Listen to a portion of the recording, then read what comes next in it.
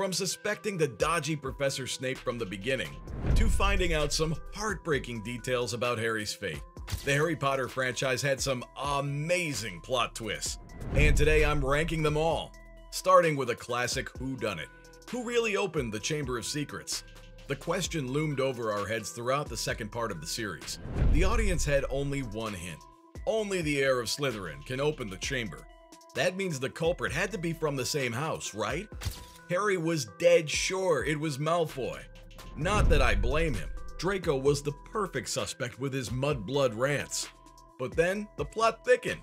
Potter's Parseltongue secret spread like wildfire. Add in Tom Riddle's diary and Hagrid's past, the waters became too muddled. But like a good murder mystery, we were kept distracted until Potter visited the chamber itself. So who was terrorizing the school? It was Ginny. Yes, the sweet innocent Ginny. You all must have been like, what? And that's when J.K. Rowling dropped her actual trump card. Tar Marvolo Riddle was Lord Voldemort. He had bewitched the Weasley girl to do his bidding. Honestly, this reveal was a 2-for-1 bonus. Now that's what you call a bombshell. But hold up, this was just the beginning. The next part swept me off my feet with plot twists on top of plot twists. For starters, the villain was actually the villain. Oh boy, here we go. Harry Potter and the Prisoner of Azkaban introduced us to Sirius Black, the mass murderer, Voldemort's secret informer, the only prisoner ever to escape the soul-stealing Dementors. Yeah, not the person you want to mess with. And surprise, surprise, he's hunting our boy Harry. What's more, we discover that Sirius ratted out James and Lily Potter to the Dark Lord. Basically, he was their killer. Throughout the story, we gullible creatures kept believing that was the truth. Like Potter, I promised I'd never forgive him for that. Until the jaw-dropping reveal. Black turned out to be Harry's grandfather, and a good guy. I'd say in a millisecond he switched from a hated character to a fan favorite. It turns out that Sirius had been framed until his godson uncovered the truth. So who really set him up? Oh, you're in for an absolute shocker if you don't know this. Ron's rat turned out to be Voldemort's rat. But here we thought Scabbers was just a sweet and scared mouse. Nope, he was Peter Pettigrew, a friend of James, Sirius, Remus, and Lily. Now Peter was always a timid, shy boy, but that still didn't justify him betraying his only friends. So not cool. And get this, after doing so, he cut off his finger. That's right, he mutilated himself and blamed Black for murdering him and ratting out the Potters to Voldemort. Poor Sirius was put in prison immediately after his best friends were killed. Just imagine that. And Pettigrew? He relaxed being the Weasley family pet, living his life when everyone thought he was dead. Yup, that's how cunning he was. And to think Ron and Percy coddled an actual adult all his teen life. Now that's just cringeworthy. This wasn't the only identity reveal that had me tripping. Harry Potter and the Goblet of Fire brought yet another one, and trust me, no one saw it coming. Yup, I'm talking about the totally mad reveal of Mad-Eyed Moody. Honestly, we should have been ready for it. Everyone knows the Defense Against the Dark Arts post is cursed at Hogwarts. So when Professor Alastor Moody came along, our guard should have been up. But I guess we trusted Dumbledore too much. After all, he wouldn't bring a Death Eater as a teacher, right? Moody was so helpful to Harry during the Triwizard competition fiasco, nothing looked fishy.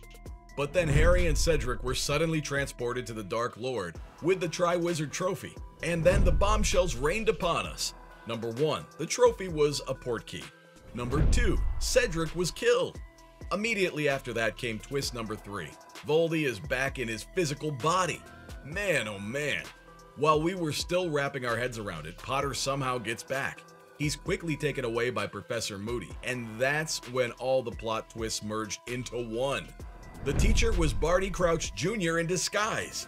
The Death Eater had been using the Polyjuice potion to make his form and come to the school with one purpose, delivering Harry to he who must not be named. Wait. So what about the real Alastor? Well, Crouch had trapped him in his magical trunk.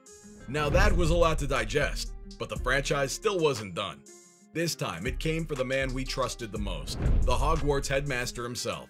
Brace yourself for the death and lies of Dumbledore. First up, I was not prepared for his death. That too at Snape's hands. When he stopped Malfoy, I thought he was gonna save Albus. Nope, as he killed the headmaster, he Avada Kedavra'd the life out of me too. How could the potions professor do Albus so dirty? Not gonna lie, it had me so traumatized that I still can't watch the 6th part. But then the 7th chapter picked up from there, with even more shocking reveals. Rita Skeeter's book, The Life and Lies of Albus Dumbledore, flipped the entire franchise on its head. We discovered the headmaster was a close pal of the notorious dark wizard, Grindelwald. Maybe in love with him too. He was also a murderer who killed his sister. Even if that was an accident, it was so unexpected. But this wasn't all. Later, it was revealed he had instructed Snape to kill him. Wait, what? Yup. The potions professor adding to the murder plot is a whole separate roller coaster. Time for Snape's jaw-dropping double agent story. Just like Harry, I constantly doubted the teacher was up to something. After all, Rowling wrote him as this shady character, but it all built up to this. Severus was always in love with Lily Potter, only she was Lily Evans back then. The two actually knew each other as kids. Young Snape had been pining for her until she pulled away, landing in James's arms. What a heartbreak! This led the professor to join Voldemort's army, but he came rushing back upon discovering the Dark Lord's murder plot. That's when Dumbledore made him a double agent, feeding intel both ways. But you know what's sad? He still couldn't save Lily. As hard as it is to believe, he kept helping Harry. One such instance was another plot twist in Harry Potter and the Deathly Hallows. Remember that mysterious doe that guides Potter to Godric Gryffindor's sword? That was Snape. Oh, and the doe? That was his Patronus, symbolizing his love for Harry's mom. I can't emphasize how heartbreakingly beautiful it was. But aside from making him his murderer, Albus had one last job for Severus, telling Harry the horrifying way to defeat Voldemort. Ready for the daddy of all plot twists? Harry is Horcrux. Now the Horcruxes were pieces of Voldy's soul trapped in different objects. In Harry Potter and the Half-Blood Prince, Dumbledore tells Potter how to find them.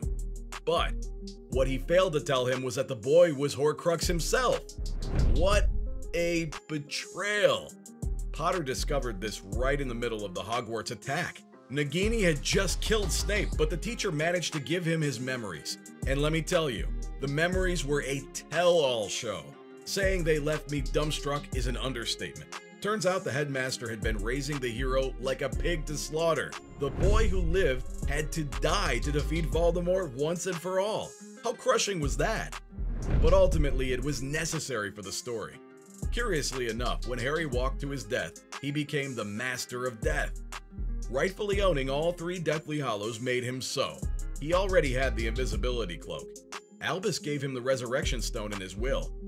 And finally, by disarming Draco, he became the owner of the Elder Wand too. This was the ultimate bolt from the blue. And I gotta say, what a fitting end to the saga. From a man hiding as a rat, to being the key to defeating Voldemort. These were all the best plot twists in Harry Potter.